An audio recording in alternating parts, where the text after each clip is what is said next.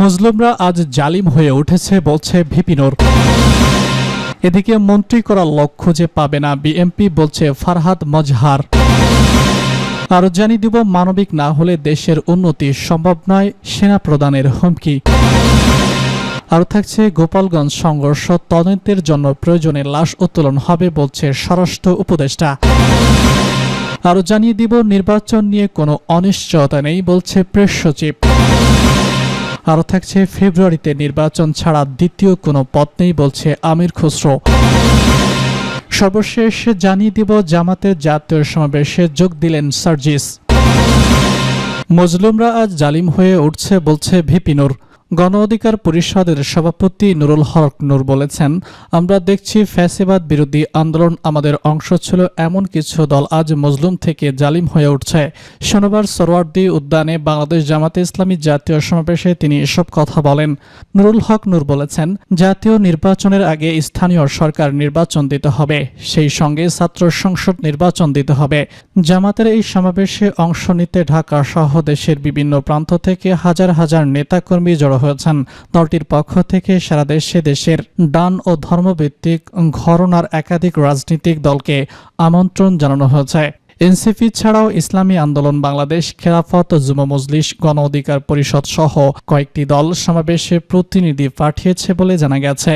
এদিন সকাল 9টা 40 কোরআন তেলাওয়াতের মধ্য দিয়ে শুরু হয় সমাবেশের আনুষ্ঠানিকতা। প্রাথমিক অধিবেশনে সাংস্কৃতিক অনুষ্ঠান শুরু হয়। দুপুর 1টা 20 দিকে নামাজের বিরতি দেওয়া হয়। বিরতির পর দুপুর 2টায় কোরআন তেলাওয়াতের মাধ্যমে শুরু হয়েছে সমাবেশের মূল পর্ব।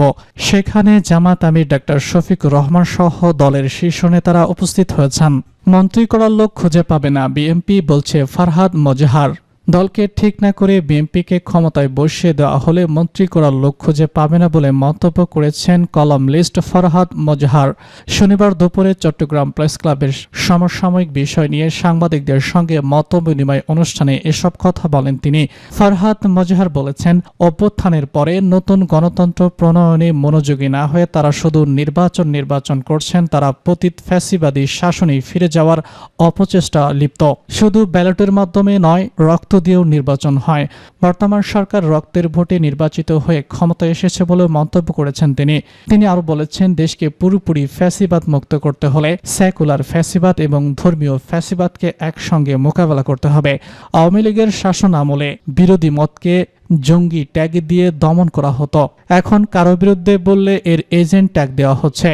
মুক্তিযুদ্ধকালীন জামাত ইসলামের ভূমিকার সমালোচনা করে ফারহাদ মজহার বলেন, যুদ্ধের পরপরই জামাতের নাম পরিবর্তন করা উচিত ছিল, কিন্তু তা তারা করেনি।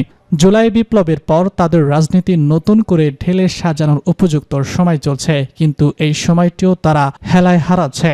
মতবিনিময় সভায় অন্যদের মধ্যে বক্তব্য রাখেন চট্টগ্রাম বিশ্ববিদ্যালয়ের সাংবাদিকতা ও যোগাযোগ বিভাগের সাবেক চেয়ারম্যান শহীদুল্লাহ হক। মানবিক না হলে দেশের উন্নতি সম্ভব নয় বলছে সেনাপ্রধান।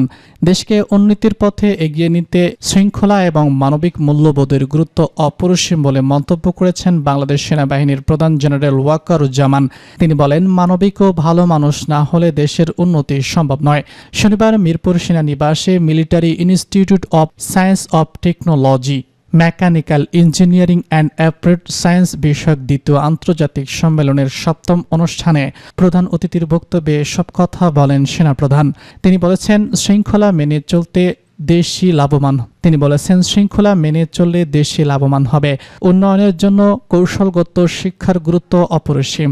এ সময় তিনি 5টি ক্যাটাগরিতে 5 জনকে পুরস্কৃত করেন। 3 দিনব্যাপী এই সম্মেলনে কৃত্রিম বুদ্ধিমত্তা, নবায়নযোগ্য শক্তি, উৎপাদন কৌশল, তাপ প্রকৌশল এবং মহাকাশ গবেষণা সহ নানা বিষয়ে আলোচনা হয়। এতে যুক্তরাজ্য, কানাডা, চীন, জাপান এবং বাংলাদেশ সহ বিভিন্ন দেশের খ্যাতনামা গবেষক এবং পেশাজীবীরা অংশ নেন। গোপালগঞ্জের সংঘর্ষ তদন্তের জন্য প্রয়োজনে লাশ উত্তোলন হবে বলছে স্বরাষ্ট্র উপদেষ্টা।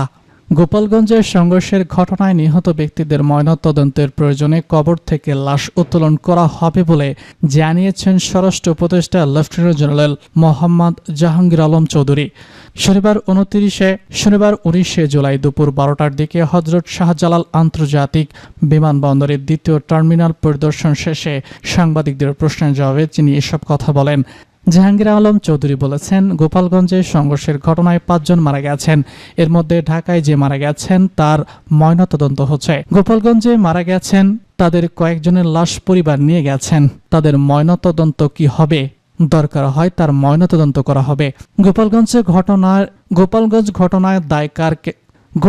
ঘটনায় দায় কাকে দেবেন এমন প্রশ্নের জবাবে পররাষ্ট্র উপদেষ্টা বলেছেন, এ বিষয়ে একটি কমিটি গঠন করা হয়েছে। কমিটি নির্ধারণ করবে এই দায় কার, আপনারা জানতে পারবেন। নির্বাচন নিয়ে কোনো অনিশ্চয়তা নেই বলছে প্রেস সচিব। আগামী জাতীয় সংসদ নির্বাচন নিয়ে কোনো অনিশ্চয়তা নেই বলে জানিয়েছেন প্রধান উপদেষ্টার প্রেস সচিব শফিকুল আলম। শনিবার কুমিল্লা বোর্ডের ময়নামতি অডিটোরিয়ামে কুমিল্লা বিশ্ববিদ্যালয়ের আন্তর্জাতিক ইভেন্ট অনুষ্ঠানে অংশগ্রহণ শেষে সাংবাদিকদের সঙ্গে মত বিনিময়কালে এসব কথা বলেন তিনি। শফিকুল আলম বলেন, প্রধান উপদেষ্টা যে সময় নির্বাচন অনুষ্ঠানের কথা বলবেন ঠিক সে সময় নির্বাচন অনুষ্ঠিত হবে, এর একদিনও পেছানো হবে না। পেশ সচিব বলেন, নির্বাচন নিয়ে কোনো অনিশ্চয়তা নেই। নির্বাচনের জন্য যে পরিবেশ সেটা ঠিক করা হবে এবং সবার জন্য লেভেল ফিল্ড থাকবে।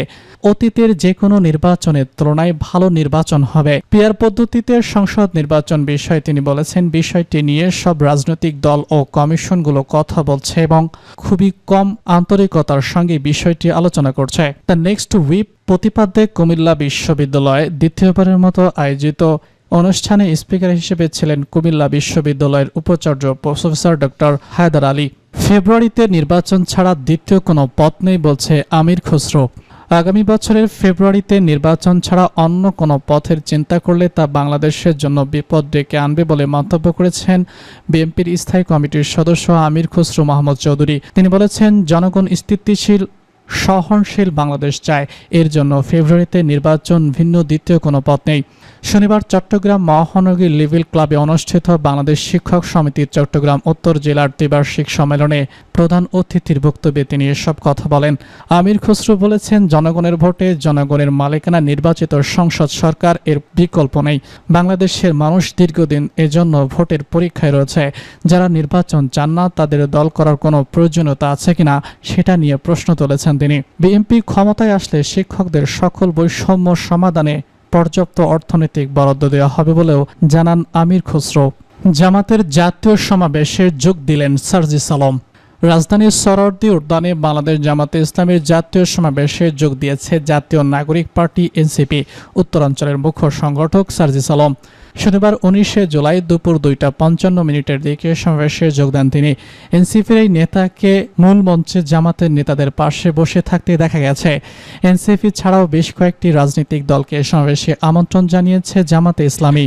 সরোয়ার্দী উদ্যানে জামাতে ইসলামী আয়োজিত জাতীয় সমাবেশের মূল পর্ব শনিবার দুপুর 2টায় আনুষ্ঠানিকভাবে শুরু হয়েছে। এরই মধ্যে জামাতে আমির ডক্টর শফিকুর রহমান সহ বিভিন্ন রাজনৈতিক দলের শীর্ষ নেতা এবং আলেমরা উপস্থিত হয়েছেন। এর আগে সকাল 9:45টায় 7 দফা দাবিতে আয়োজিত এই সমাবেশের প্রথম পর্ব শুরু হয়। এ সময় সারা দেশ থেকে আসা লাখ লাখ নেতাকর্মীদের উপস্থিতি সরোয়ার্দী উদ্যানে ছড়িয়ে আশেপাশের এলাকায় বিস্তৃত হয়। দুপুর 1:10 পর্যন্ত নানা সাংস্কৃতিক পরিবেশন চলে। জোহরের নামাজের বিরতির পর মূলত বক্তব্য পর্ব পবিত্র কুরআন থেকে তেলাওয়াতের মধ্য দিয়ে শুরু হয়।